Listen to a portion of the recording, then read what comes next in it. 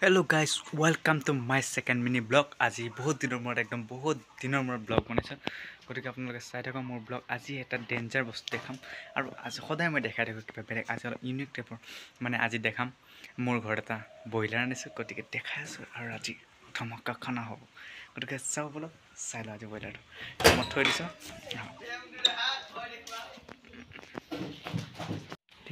এইটো ব্ৰইলাৰ, এইটো মই যোৱাকালি লৈ আনিছোঁ সন্ধিয়া পুৰা 2 কিলো। গতিকে ধমাকা খাম, চাই থাকক গাইছ। দেখাই আছোঁ মই মাংস এতিয়া মাংস হৈ আছে। গতিকে মোক মাংস দিছে, গতিকে দেখাওঁ মাংস, চাই থাকক। এতিয়া তলত মোলৈকে মাংস দিছে বোলে 2 পিচ বনাই আছে। এইখিনি চাই থাকক, চাওক। এই পিছত মোৰ মাংস আগটোন